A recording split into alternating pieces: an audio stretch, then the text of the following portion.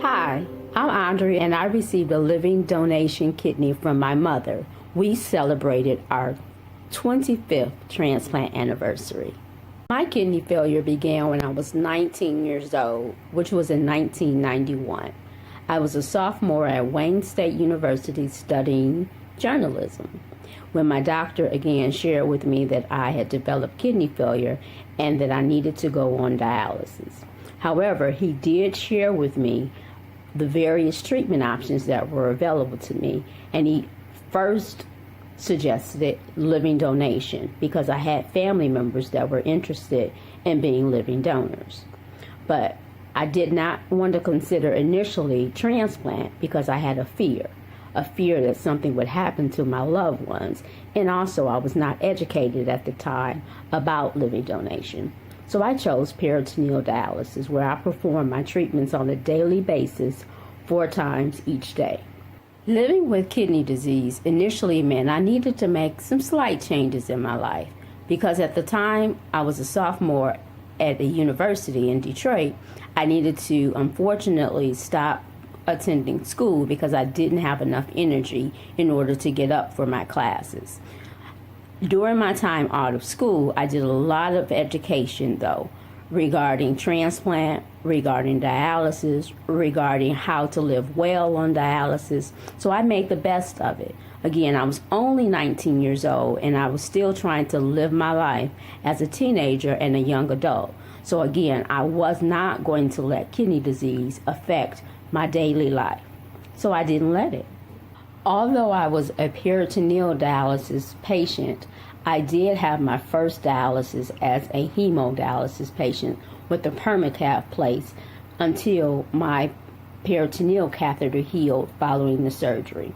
I have to be honest, I did not like hemodialysis.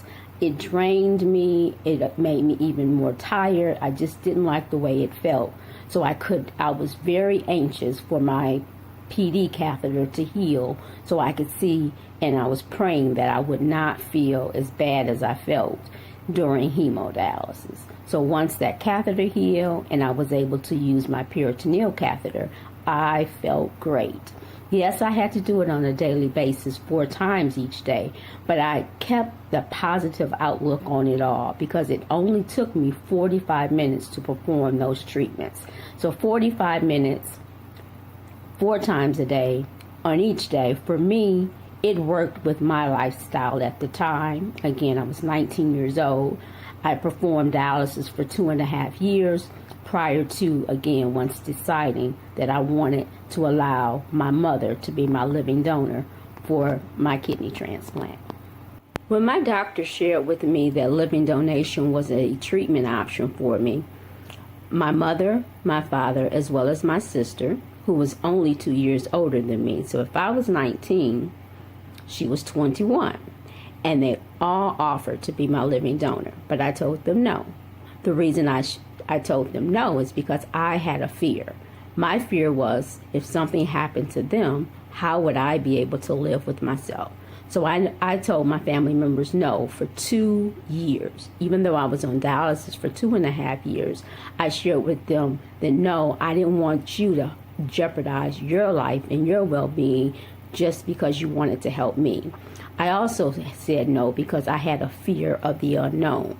But after allowing myself to do tons of education and reading about living donation and how there was really no risk to living donors, then I finally decided that I would let them get tested.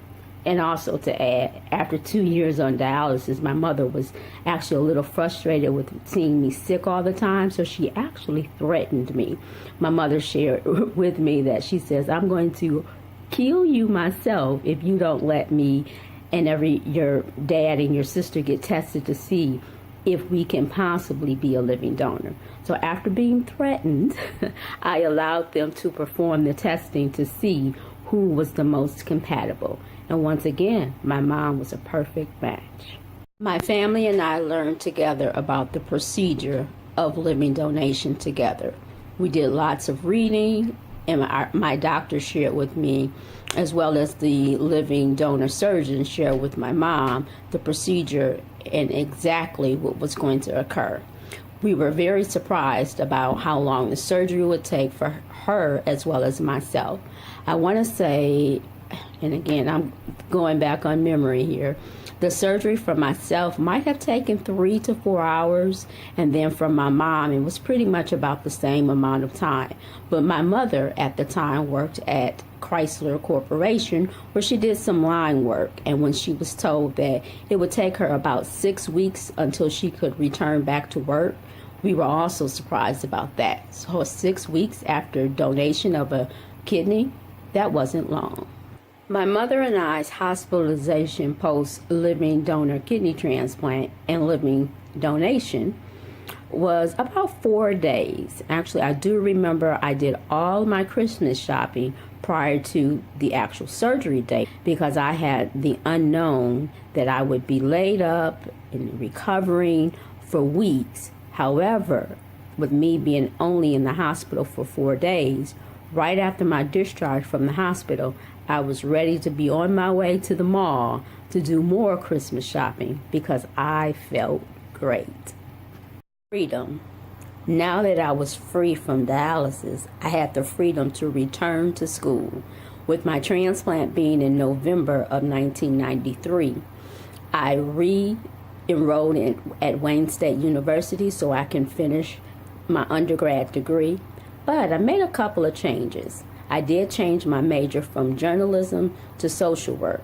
So after obtaining my bachelor's in social work, I went immediately into the special program for master's level social work and earned my master's in social work in 10 months. Now don't forget, I was a little behind because I needed to take actually 2 years off from school due to my illness. A life without dialysis meant that I could now do what I think was destined for me to do. I now educate the community, I educate the country, and I educate anyone I come in contact with on a daily basis about kidney disease, about transplantation, about living donation, and about how we can all work together in trying to find a cure for kidney disease. I do a lot of work with educating the community via the Gift of Life Michigan, as well as Donate Life America, to try again to educate as many individuals, because I always say would never want my worst enemy to develop kidney disease, because it's not something that anyone should have to live with.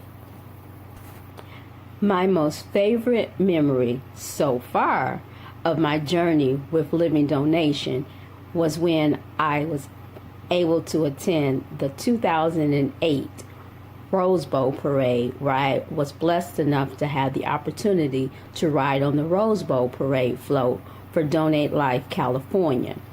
I won an actual prize to ride on the Rose Bowl Parade float after writing a story on how transplant changed my life.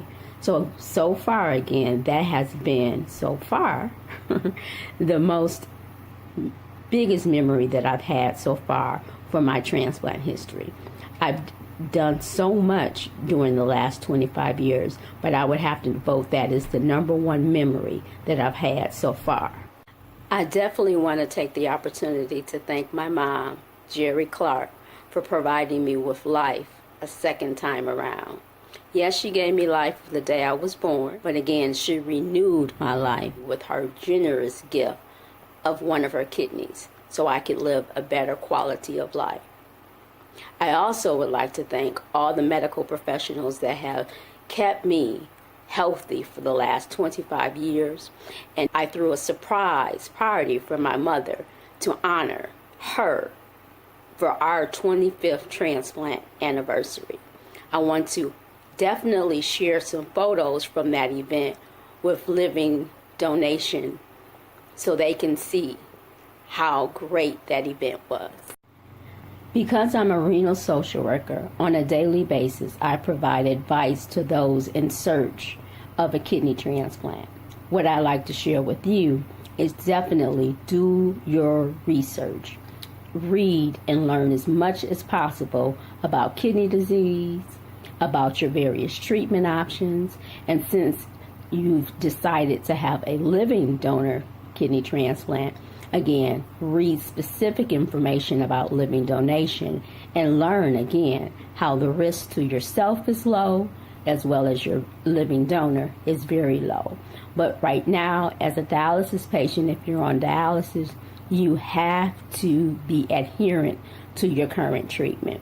One thing that I used to explain to my patients at the transplant center is, as long as you would like for this kidney to work, that's how long you take your anti-rejection medications. And I feel that why should you take yourself through all the pain, the suffering, the recovery to have a transplant and then not do the simplest thing that I feel, which is to take your medications on a daily basis so you can keep that precious gift as long as possible.